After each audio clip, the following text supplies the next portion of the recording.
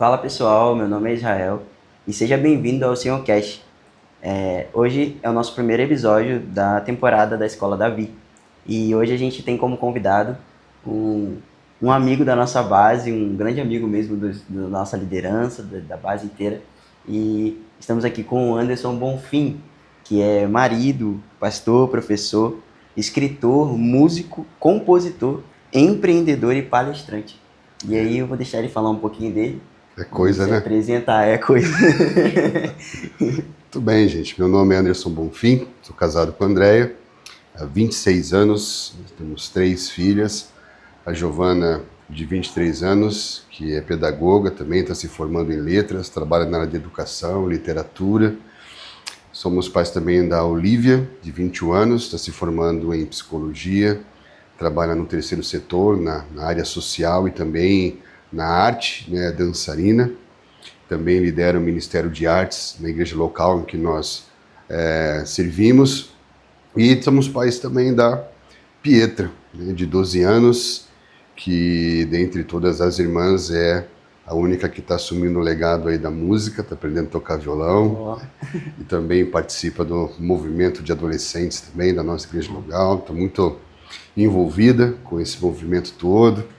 E hoje nós estamos em São Paulo, na cidade de Sorocaba, interior de São Paulo, e fazemos parte de um colegiado de pastores e servimos especificamente na área de ensino, de treinamento, e mentoreamos lideranças na área de adolescentes e juventude. Então hoje esse é o nosso trabalho na igreja local, e também servimos outras escolas, né, como a Jocum, estamos aqui, e igrejas locais assim de amigos também. amém. Nessa temporada a gente tem falado sobre sacerdócio. E o Anderson tem sido nosso professor nesse tempo. E tem sido incrível as aulas. Então, e a gente vai falar um pouco sobre isso, né? Sobre o que está sendo discorrido na escola. E eu queria começar com algumas perguntas, né?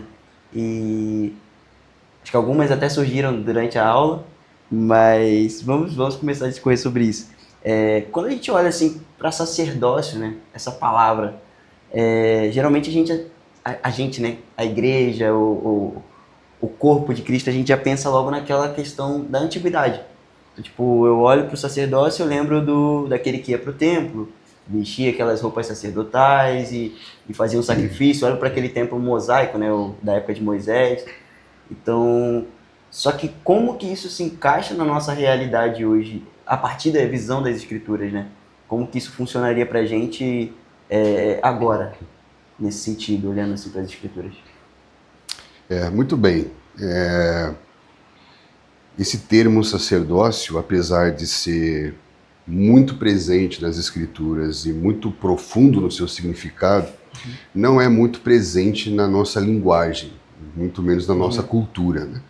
Talvez por uma herança do clericalismo da Igreja Católica Romana, essa ideia, né, do sacerdote como clero e o povo, e isso gera um distanciamento do termo, e por causa do pragmatismo moderno foi associado apenas ao ministério. Então, quando você fala que o sacerdócio é um ministro de Deus, logo se associa com os ministérios. Então, todos podem servir nos ministérios, logo todos são sacerdotes, apesar de não se usar essa nomenclatura, né, que vai aí nos trazer ali para a Idade Média, para o ápice do catolicismo apostólico romano, ou então vai nos levar para os dias de Moisés, para a tribo levítica. Mas a grande verdade é que o sacerdócio é tão antigo quanto o Éden. É tão presente na história quanto o homem desfrutando da presença de Deus na viração do dia. O que nós cremos é que o homem não se tornou sacerdote por causa da queda e da necessidade de sacrifícios de expiação. Na verdade, o homem foi criado para o sacerdócio. O homem foi criado para estar diante de Deus. Então, o sacerdote é o ministro de Deus, governante da terra. É aquele que, desde o princípio, foi criado para desfrutar dessa relação com Deus, viver para a glória de Deus e governar sobre a criação. Então, é algo que, ao mesmo tempo, é muito antigo e, ao mesmo muito simples, porque nada mais é do que a identidade do homem criado para estar diante de Deus, mas, ao mesmo tempo, algo muito profundo que aí isso vai se discorrendo na revelação progressiva da história. Uhum. Olhando para esse lado, isso não parte da gente, então, né? Isso não é uma coisa que vem de nós. É algo como se fosse o óleo para Deus no início, se isso é um relacionamento, e é a partir daquilo que eu, talvez, no Éden, aprendo com Deus, né? Nesse sentido que você está querendo dizer. Porque a primeira tendência, quando você, por causa do pragmatismo, associa sacerdócio a ministério ou a serviço, ser sacerdote é servir, você trabalha uma mentalidade muito operacional. E quando você volta para o princípio de tudo, você se depara com uma relação eterna de amor que é a Trindade. Então, o Deus que é relação, ele constrói com o homem um relacionamento. Então, o sacerdócio vai se desenvolver não a partir do serviço prestado, mas a partir da relação construída. Porque a partir dessa relação com Deus, o homem desenvolve identidade. A partir da consciência de quem ele é, então ele serve. Então, o sacerdócio inclui o serviço a Deus? Sim. Mas ele é o serviço a Deus? Não. Por isso que quando Esdras vai selecionar e recrutar sacerdotes, eles deveriam estar nos registros das genealogias, ou seja, o sacerdócio é uma família. O que eram os levitas? Era uma família. Então tem a ver com natureza, tem a ver com identidade, tem a ver com pertencimento. E isso desencadeia um serviço para a glória de Deus. Mas não é apenas o serviço em si, é o serviço que se desenvolve a partir de uma relação que confirma identidade. Isso vai de encontro demais com a nossa realidade hoje, né? Porque a gente, não só talvez dentro do meio eclesiástico, mas muito mais para a nossa geração. Uma geração muito ativista, muito... eu preciso fazer, eu preciso estar todo o tempo fazendo alguma coisa para mostrar que eu sou. E isso é muito diferente. É muito diferente você olhar para o sacerdócio como algo não que eu faço, mas na minha vida, né? No cotidiano. E eu fico pensando assim, porque o sacerdócio, ele tem esse nome, né? E aí quando a gente olha a imagem dele, como eu falei, a gente olha para esse lugar de alguém que está sempre diante de Deus. Como que você acha que funciona isso para a gente hoje, a respeito daquilo que Deus falava no passado, né? Com essa questão da santidade, com essa questão da devoção, no meio da adoração, como que você vê, como você falaria sobre isso, talvez, para essa geração de agora, nesse sentido? Quando a gente vai pensar sacerdócio, quando a gente volta para esse princípio de tudo, ele vai nos dar uma visão muito mais ampla. Porque aí nós vamos pensar sacerdócio não a partir apenas da igreja local, mas o sacerdócio a partir do reino de Deus. Então você vai perceber tanto nas cartas de Pedro, como até mesmo lá, quando a primeira vez surge a ideia, né, de um povo sacerdotal, em Êxodo 19, fala, vocês me serão um reino de sacerdotes. E depois Pedro confirma essa palavra dita a Moisés, né, de que nós somos chamados geração eleita, sacerdócio real, que é um sacerdócio do reino. E Apocalipse diz que nós somos comprados pelo sangue de Jesus, libertos do pecado, comprado pelo sangue, para Deus, que nos constituiu um reino de sacerdotes. Então, quando você fala de sacerdócio, então você está falando da identidade do povo do reino de Deus. E isso muda todo um cenário. Então, o reino de Deus é um reino de sacerdotes. Então, o povo do reino é um povo de ministros. Isso é uma herança muito linda, tanto da Torá, do Antigo Testamento, quanto da Reforma Protestante, que vai devolver ao povo o sacerdócio de todos os santos. E isso dá esse livre acesso a essa relação com Deus. Então, esse é um primeiro ponto muito importante, né, de você contextualizar essa questão do sacerdócio dentro da amplitude do reino de Deus. E com relação à adoração, à devoção, à santidade, tudo isso você vai entender quando você vai construir a revelação a partir dos próprios livros da Torá. Então você vai perceber que lá em Êxodo, eles são libertos. Ali eles são comprados pelo sangue do Cordeiro. E aí então eles são separados do mundo e dedicados e consagrados a Deus. Então, Levíticos é o livro que vai nos ajudar a entender esse ser consagrado, essa vida dedicada a Deus. E aí é ali que você vai entender o princípio da devoção, o princípio da santidade, o princípio da adoração, e tudo isso a partir da relação. Então, como nós falamos na aula hoje, o princípio da santidade, por exemplo, não tem a ver apenas com deixar de fazer algo, porque eu não me autossantifico. Levíticos vai deixar bem claro que sede santos porque eu sou santo. Então eu sou santificado pela relação com o que é santo. É uma relação santificadora. Então eu deixo de fazer algo porque isso interfere na relação que me santifica.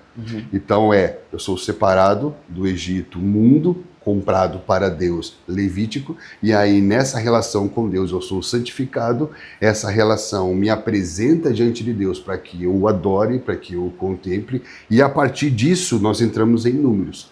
Números é a estratégia apostólica de envio para uma terra a ser ocupada, de modo que você não faça aliança com aquilo que está na terra, ou seja, estabelecer um padrão de testemunho do reino de Deus. Então você vai ver que a santidade tem a ver com você ser liberto de uma realidade que te oprime, dedicado totalmente a Deus e enviado para trazer o testemunho do reino.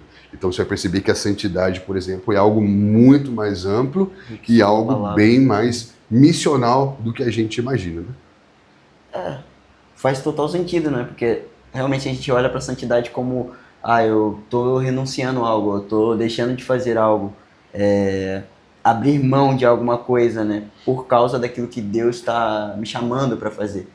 Só que se eu olho para esse lugar do sacerdócio como sendo não uma coisa que eu preciso fazer, mas quem eu preciso me tornar, isso me faz pensar que isso é muito diferente de uma renúncia apenas.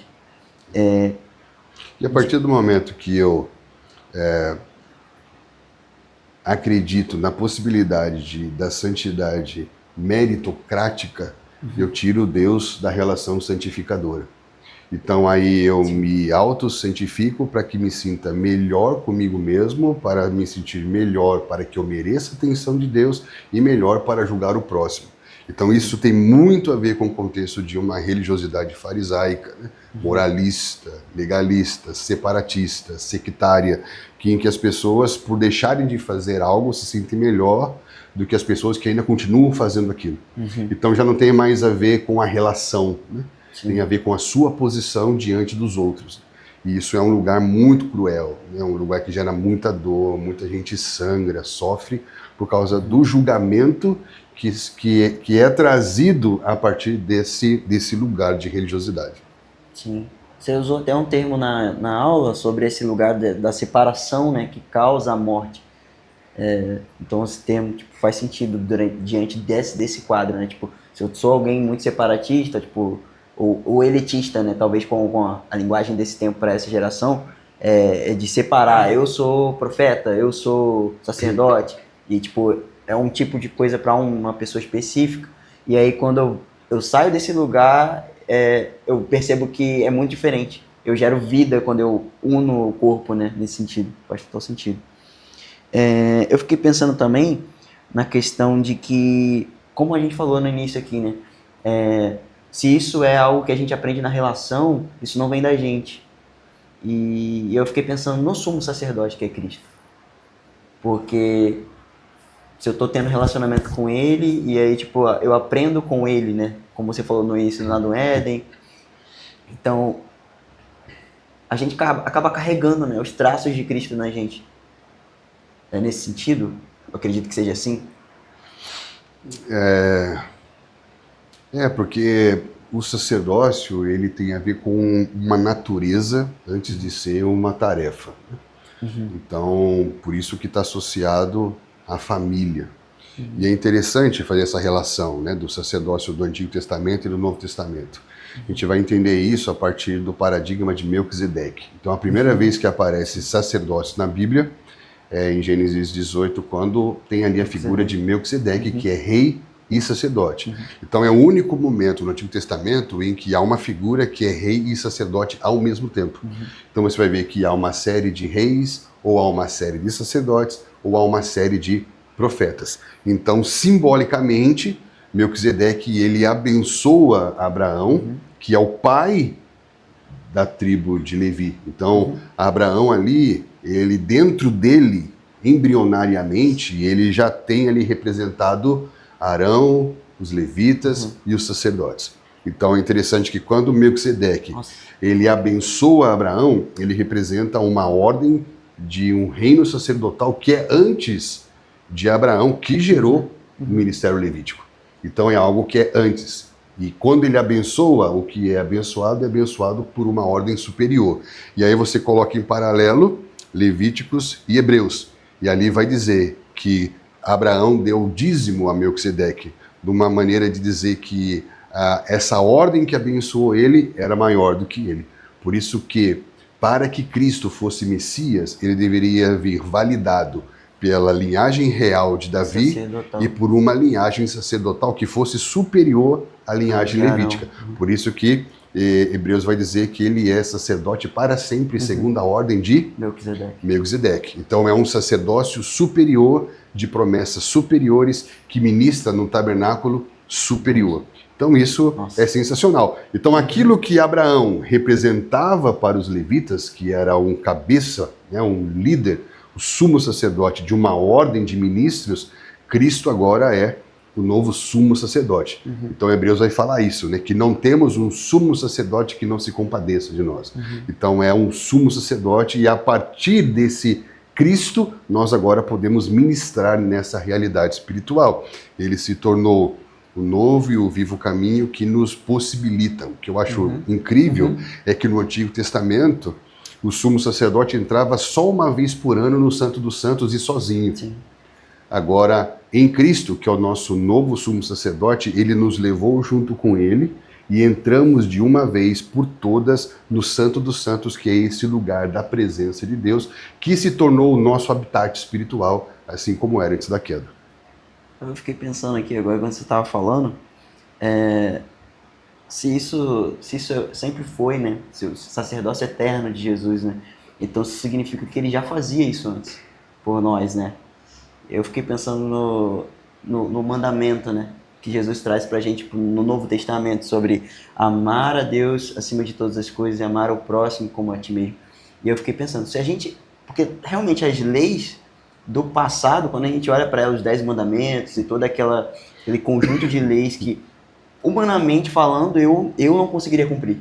Eu, homem, ser humano, não conseguiria cumprir. Só que na imagem do Cristo, ele vem e fala, eu consigo cumprir e eu cumpro.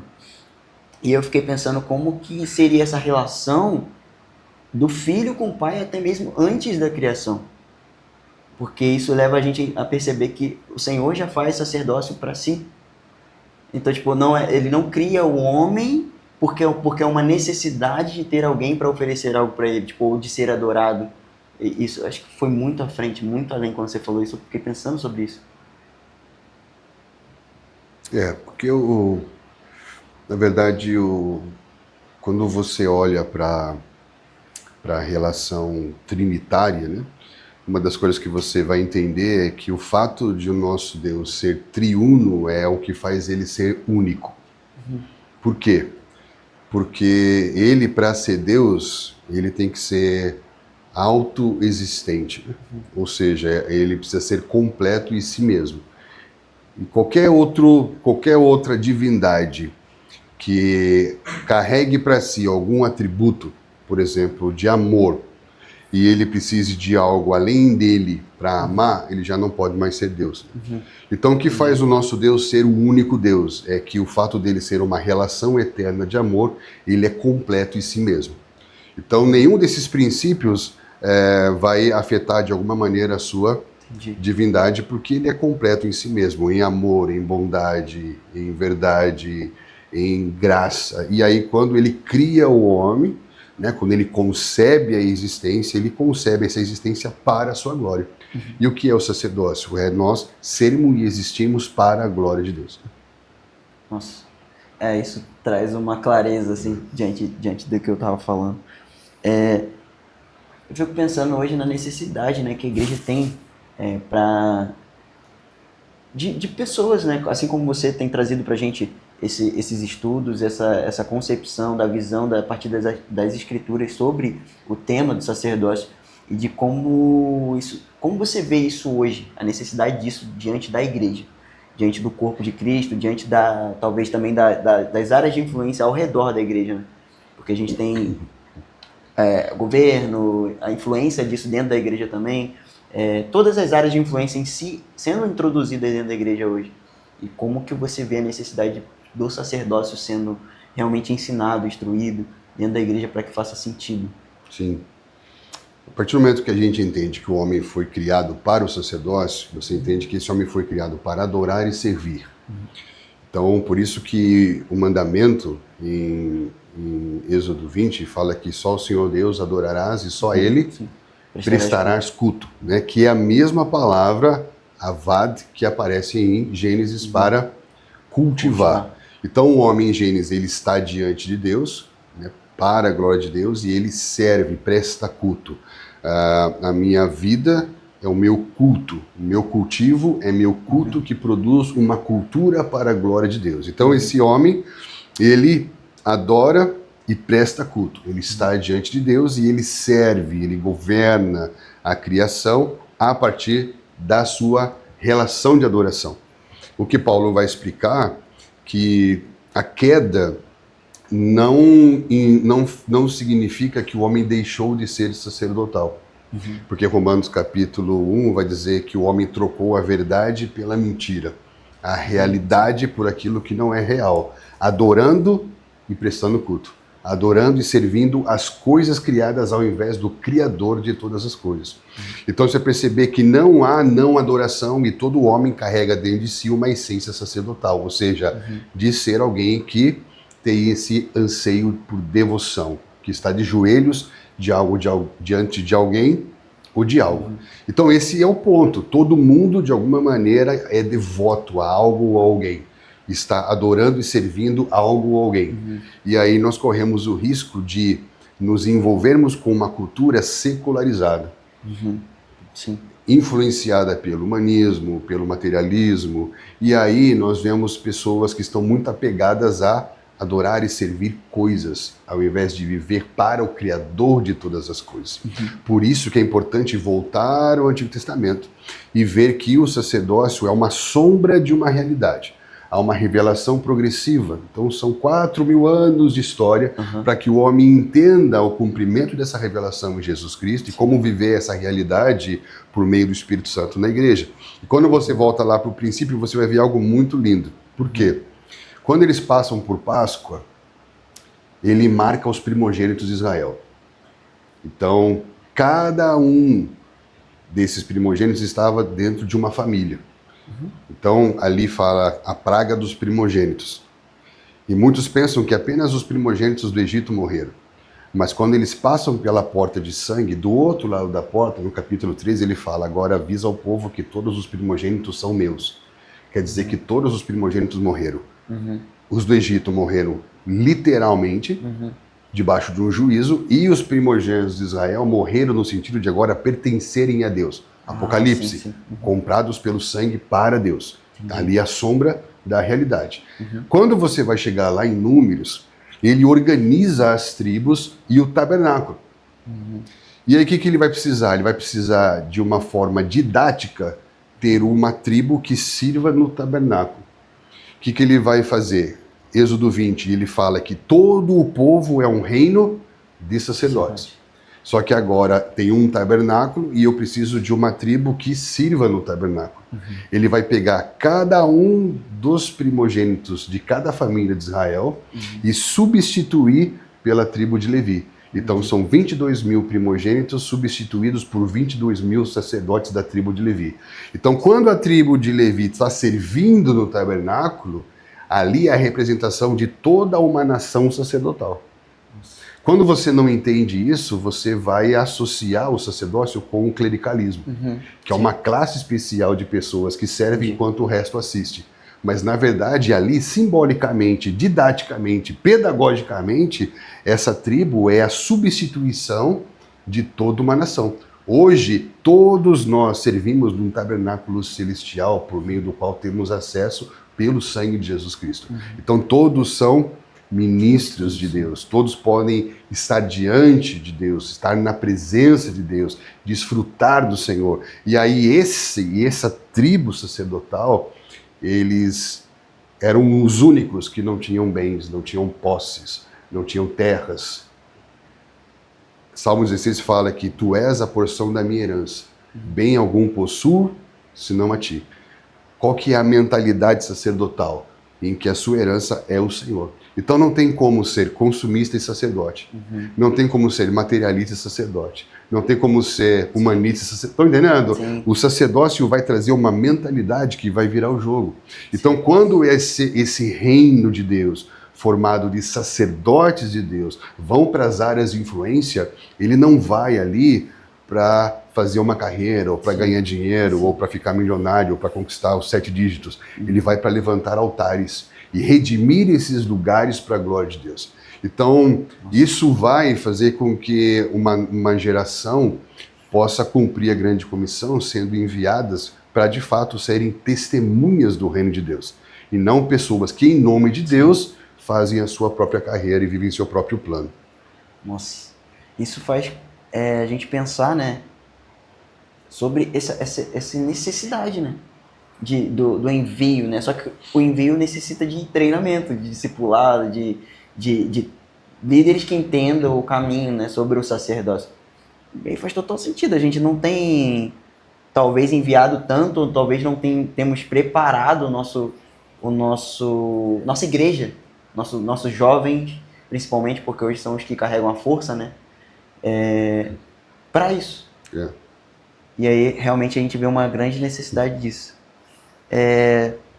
Eu fico pensando como isso chega para nós hoje.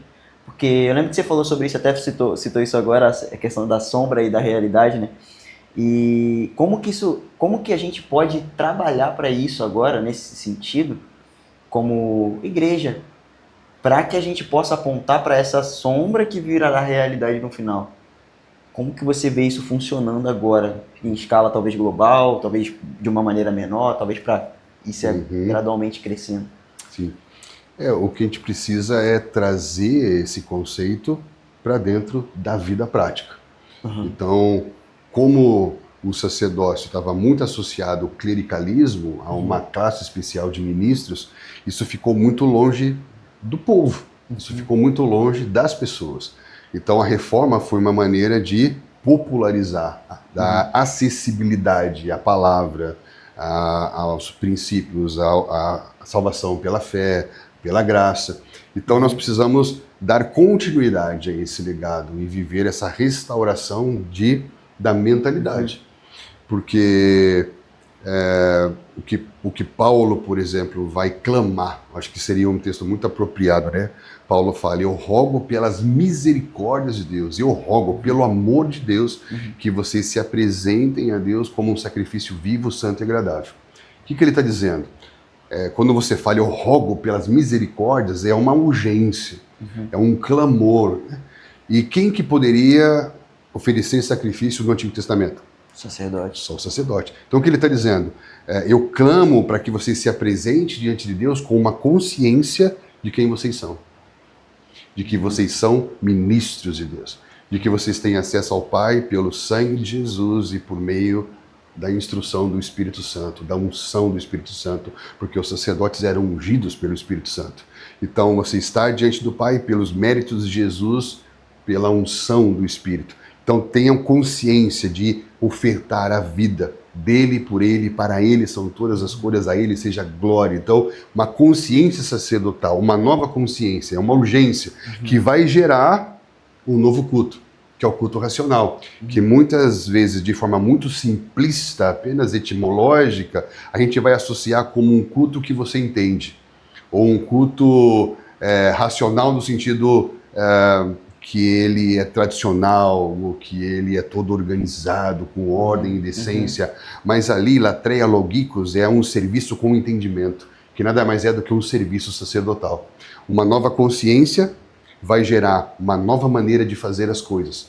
Um servir com entendimento se eu faço, seja palavra, seja ação, faço para a glória de Deus como um sacerdote faria. Entende? Então, antes de ser um professor, um cientista, um artista, ou um doutor, ou um médico, arquiteto, eu sou sacerdote, sou ministro de Deus.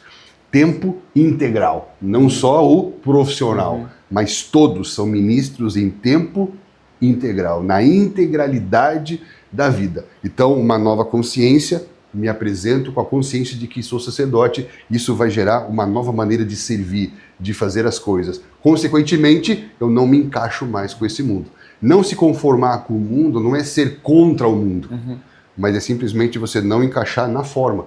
Conformar, encaixar na forma. Por que eu não me encaixo com a forma? Porque eu tenho uma maneira de pensar diferente, sacerdotal. Porque eu tenho uma maneira de fazer diferente, sacerdotal. Porque eu estou sendo transformado, a minha natureza, por uma nova cosmovisão, um novo entendimento. A palavra ali é percepção. Ou seja, eu estou sendo transformado porque eu tenho uma nova visão de mundo. E isso me permite experimentar a boa, perfeita e agradável vontade de Deus. E o que é isso que é mais legal? O que é experimentar? Experimentar é provar um pouquinho do todo. Quando você experimenta o molho, você prova um pouquinho do todo. Entende? Então ele fala que uma nova consciência sacerdotal vai gerar uma nova maneira de servir sacerdotal, que vai gerar um novo tipo de gente sacerdotal, que tem uma nova visão de mundo sacerdotal e permite ele experimentar um pouquinho daquilo que está vindo. Ou seja, um homem sacerdotal é um homem do futuro. É um homem que vive aqui e agora uma realidade que ainda está vindo com o Messias para ser estabelecido sobre a terra. Nossa, eu fiquei pensando nisso, que tipo, se eu experimento, né, algo agora e eu percebo que isso é muito bom, eu quero que isso se torne mais, né? Porque se é bom demais, eu quero mais. Isso é pregar o evangelho a todas as nações por meio de um testemunho. Eu fico pensando também, ao mesmo tempo que isso é muito bom e, de certa forma, pode gerar o pensamento urgente, da urgência, né? De ser pregado, de ser falado, porque isso vai apressar com que isso se torne realidade. Essa pequena experiência se torne o completo, né? Só que eu fiquei pensando também no contexto de que muita gente associa esse lugar do sacerdócio para adoração, hoje na igreja. E isso gera também nesse sentido de que talvez a experiência, né, do experimentar a presença durante o momento de louvor, durante o momento de adoração, e as pessoas olharem para isso como no sentido assim, isso aqui é a presença de Deus, ou isso aqui é o momento onde eu experimentei Deus em si, né? Só que isso é pequeno demais, né? Isso é pequeno demais, né? Isso é sombra, né? Isso é sombra, exatamente. É sobre a gente não estar olhando para a sombra, mas através da sombra olhar para o final das coisas. E faz sentido essa questão. Porque aí você está ainda parado no lugar levítico. Regrediu, né? Então aí você segue a sombra até tocar a realidade. A realidade que Cristo é um sumo sacerdote de uma ordem sacerdote que ministram espiritualmente na integralidade da vida, né? E um dos pontos muito importantes é a gente entender que a grande comissão, ela é sacerdotal. E ela é totalmente para fora. Ela não é atracional, ela é missional. Então, por exemplo, quem é que comunicava as palavras de Deus? Os levitas.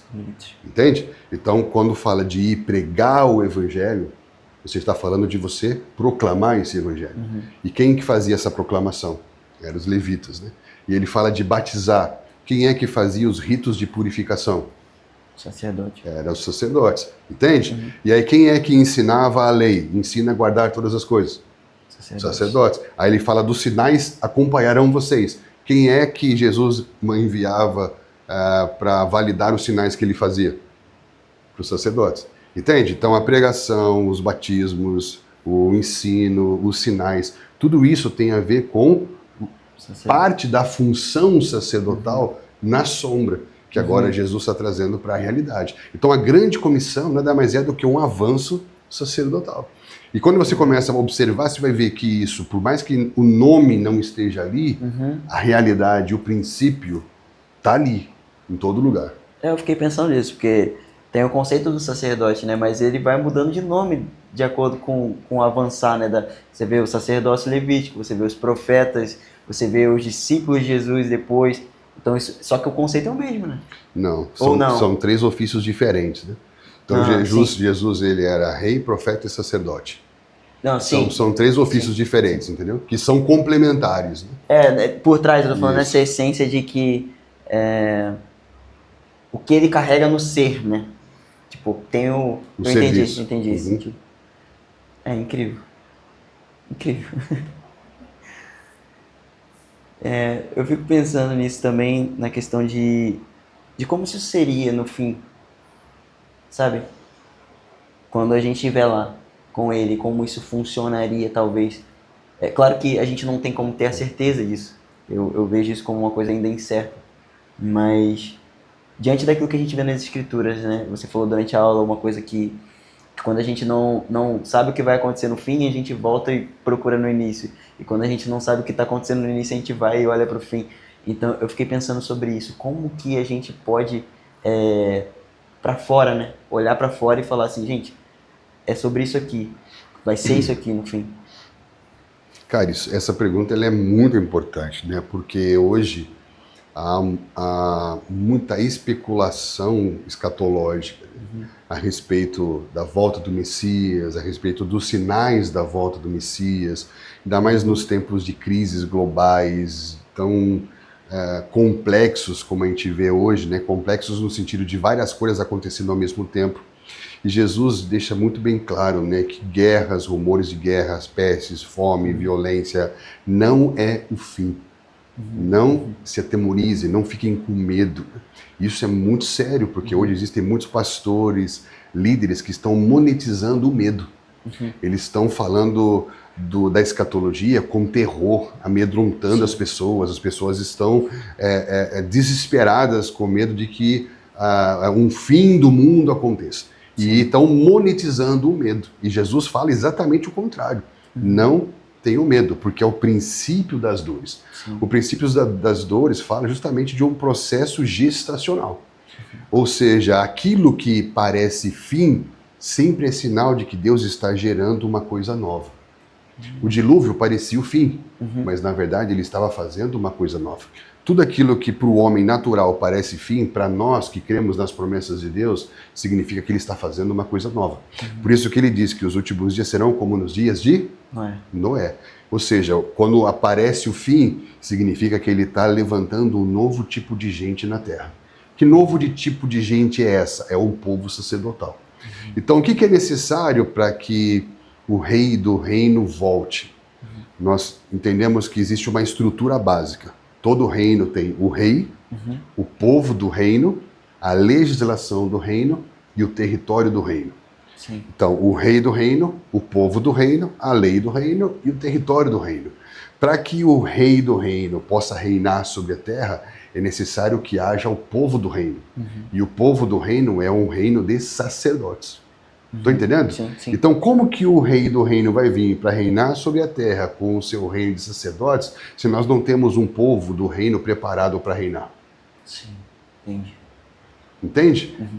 Baseado numa perspectiva totalmente escapista, né? Apenas esperamos passivamente pelo um fim, como se nós fôssemos, né, para um céu, para uma eternidade, nada mais acontecesse. Mas haverá um reino messiânico sobre a terra e ele vai reinar com o seu povo sacerdotal. Então é muito importante a grande comissão, é muito importante o discipulado, é muito importante formarmos essa mentalidade, entender que estamos preparando um povo para o rei. Preparar o caminho é preparar um povo para o rei do reino. E aí então nós vamos ver o cumprimento do que diz em Apocalipse, que o Espírito e a noiva dizem, vem. O Espírito e a noiva dizem vem porque tem um anseio, um desejo pela volta dele, igual a gente canta hoje. Por que não hoje? Por que não agora? Queremos que você venha, vem, Maranata. A gente quer que ele venha. Mas você acha que o Espírito e a noiva em Apocalipse estão apenas brincando de desejar pela volta dele? Ou eles estão falando, o Espírito e a noiva dizem vem porque estamos prontos para a sua volta? Uma coisa é falarmos vem porque queremos que você venha, Uma coisa é dizer, vem, porque estamos prontos para a sua volta. Porque Atos fala que os céus já contêm o Messias. Atos fala que os céus estão segurando, porque ele já está pronto para vir, mas não tem um povo preparado para reinar com ele sobre a terra. Então é muito importante entender que a grande comissão, o pregar o evangelho, o batizar, o ensinar todas as coisas, nada mais é do que preparar um povo para ele. Uma igreja gloriosa dos últimos dias. É isso que ele vem buscar. Nossa, sem palavras, assim. Pode fechar por aqui? Nossa! Nossa, muito obrigado, Anderson. Muito obrigado mesmo pelo seu tempo, principalmente, por você que está deixando a sua casa, a sua família para vir dar aula pra gente aqui. E com certeza eu falo pela turma, eu falo pela base. Nós somos muito gratos a Deus, primeiramente, pela sua vida, por todo o conhecimento que Ele tem derramado sobre a sua vida como pastor, mestre, e principalmente pela sabedoria em ensinar. Amém. Porque é difícil hoje a gente ver gente com conteúdo, mas principalmente submisso ao Espírito para ensinar. E quando a gente aprende dessas pessoas, isso marca mesmo a gente. E eu vejo isso em você, sinto isso através dos seus ensinamentos, e tem sido um privilégio, assim, de Deus mesmo, para poder estar perto disso, conhecendo disso e recebendo mesmo desse tempo. E eu acredito que esse vídeo vai ser muito importante para quem vê, e a palavra de Deus está percorrendo não só na sua palavra, na sua boca, mas em toda a sua vida mesmo, sacerdotal em cima da presença mesmo, diante de Deus e refletindo isso para os homens. Então, mais uma vez, a gente estende esse obrigado aí da base e a Joconção agradece. Então é isso, pessoal. A gente finaliza o nosso vídeo aqui e espero que vocês tenham gostado. E se vocês puderem, compartilha com quem você quer que ouça essa palavra, esses ensinamentos do nosso mestre aí. E é isso. Deus abençoe.